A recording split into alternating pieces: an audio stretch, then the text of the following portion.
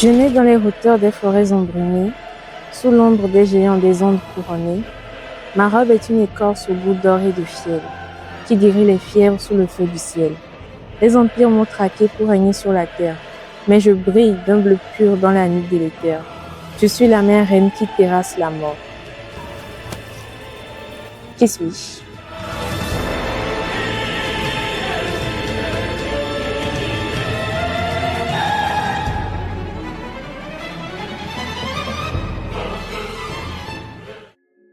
C'est beau, n'est-ce pas? Mais au-delà de la poésie de ces mots se cache une histoire à la fois dramatique et fabuleuse. Et donc, comme aujourd'hui je voulais vous parler de plantes, j'ai eu l'ingénieuse idée de faire un tour au jardin botanique de Rabat, histoire de vous montrer à quoi ressemble cet arbre. Et donc, arrivé sur les lieux, j'ai fait un petit tour, mais rien. J'ai vérifié le catalogue des plantes présentes, mais rien non plus. N'ayant rien trouvé de concluant, je suis rentrée bredouille. Oui, je suis rentrée. Et sur le trajet du retour, je me suis rappelé d'une information assez cruciale. L'écorce de quinquina est originaire d'Amérique du Sud. Ça n'a rien à voir. En fin de compte, mon idée de road trip n'était pas si ingénieuse que ça.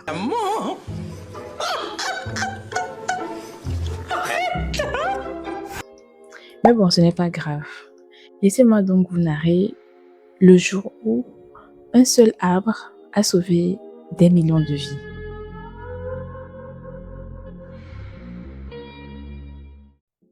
Contrairement à ce que l'on pense, l'histoire ne commence pas avec les Européens au XVIIe siècle. Bien avant cela, dans l'empire Inca, qui se trouve être le plus vaste empire d'Amérique précolombienne, à l'époque se trouvaient des guérisseurs qu'on appelait les Quechua. Ceux de cet empire utilisaient l'écorce qu'ils appelaient le quina pour guérir des frissons qui étaient dus au froid glacial des montagnes. Parce que l'empire Inca était situé en très haute altitude, c'est-à-dire 2500 à 4000 mètres d'altitude. La popularisation de l'écorce de quinquina commence lorsque les colons espagnols débarquent au beau milieu du XVIIe siècle sur le continent américain, apportant avec eux le paludisme. Pour ceux qui vivent dans les climats tropicaux, ils ne connaissent que trop bien cette maladie. Ceci est un Mousticus domesticus, plus communément appelé le fils de pute. Gros, tu vois comment mes sourcils ils sont froncés? C'est le visage de la haine. Donc écoute-moi bien, c'est pas parce que t'es un petit beau gosse et que t'as voilà le petit cul bombé sa mère que tu vas me parler sur ce ton. Face à cette nouvelle fièvre qui fait trembler les indigènes, les guérisseurs, les Quechua, ont une idée. Pourquoi ne pas tester le remède ancestral sur cette nouvelle fièvre? Et là, miracle, non seulement le remède traite les frissons, mais aussi le mal. Une information qui se propage dans le monde et c'est comme ça que l'arbre a commencé à sauver des vies. Quand je dis que l'arbre a sauvé des vies, j'ai l'impression que vous ne vous rendez pas compte de l'impact qu'il a eu. Bien évidemment! Bien évidemment! Il faut savoir que au XXe siècle, le paludisme qu'on appelait encore la malaria, ce qui veut dire la fièvre des marées, était un fléau auquel l'humanité était confrontée.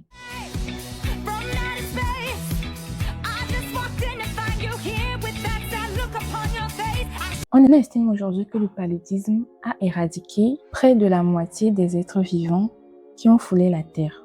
Tu mens. C'est-à-dire que, regarde, tu mens. Parce qu'aujourd'hui, les gens... Wallah, tu mens, frère. Parce que... En Europe, à l'époque, que ce soit à Rome, à Londres ou en France, quiconque s'approchait des marées courait le risque de contracter ce mal. Mais j'ai peur. Vas-y. Mais il y a des trucs bizarres là-bas. Qui mort. Et les symptômes aussi étaient tout autant terrifiants. Le malade était pris de frissons violents, d'une température parfois dépassée. Doucement, toi t'es blessé. Toi t'es blessé. Me blessé. d'une température, parfois dépassant même les 40 degrés Celsius, et une attaque des globules rouges, les faisant s'éclater. Et même aujourd'hui, les symptômes sont toujours pareils. Rien n'a changé. Des familles entières, des villages, des armées sont totalement rayées de la carte. Et face à ce mal, la jeune médecine de 1820 ne pouvait rien faire face à cela. C'est dans ce décor qu'on pourrait qualifier d'apocalyptique que deux hommes vont tout changer. Mais oui, c'est clair. Alors, nous sommes à Paris en 1820 quand deux hommes s'enferment dans leur laboratoire. Joseph Caventou et Pierre-Joseph Pelletier. À l'époque, l'écorce de quinquina était difficile à doser. Et aussi, les contrefaçons circulaient un peu partout. Parfois, elles soignent, parfois, elles ne font rien, et même des fois, elles empoisonnent.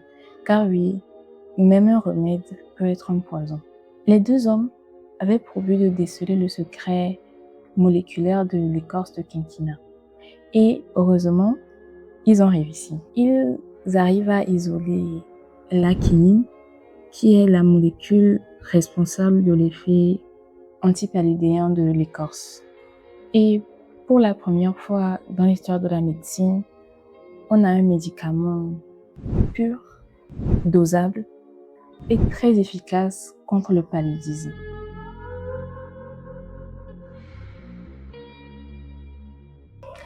Alors, que reste-t-il aujourd'hui de cette épopée incroyable? On pourrait penser que ce remède a été éradiqué par ce qu'on qualifie aujourd'hui de chimie moderne ou synthétique. Mais non, pas du tout, ce n'est pas le cas. C'est tout le contraire. Même après 2 siècles après sa découverte par Caventou et Pelletier, la quinine sauve encore d'innombrables vies. Actuellement, en médecine, la quinine reste une arme compétente. Lorsque le parasite du paludisme devient résistant aux traitements synthétiques actuels tels que l'artémisine, ou dans le cas du paludisme grave tel que l'abcès pernicieux, c'est un paludisme qui attaque le système nerveux. La quinine est ce qui intervient en perfusion pour sauver les patients de la mort. Mais l'arbre caché dans la forêt d'Amazonie avait d'autres secrets que les pharmaciens ont découvert plus tard. En analysant sa composition chimique, ils ont découvert qu'il y avait une autre molécule nommée la quinidine. Et celle-ci a trouvé place dans un autre domaine de la médecine, la cardiologie. La quinidine est un anti-arythmique. En gros, c'est une substance qui calme les battements d'un cœur qui s'emballe. Faut te calmer, faut te calmer. En conclusion, une seule plante a soigné le sang et a réussi à réguler les cœurs.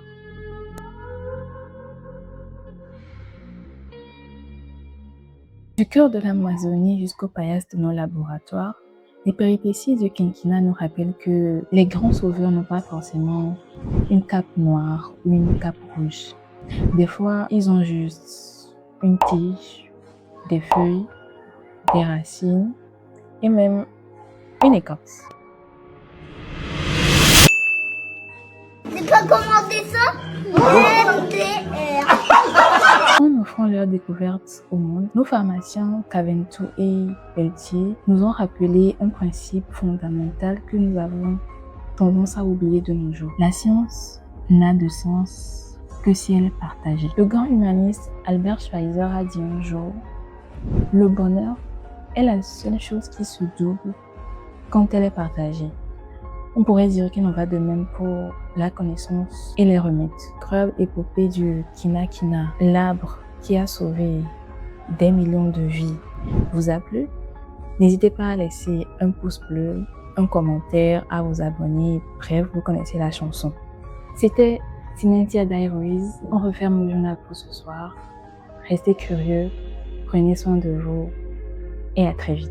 Merci aux clients fidèles. Et merci aux clients fidèles. Mais merci aux clients fidèles.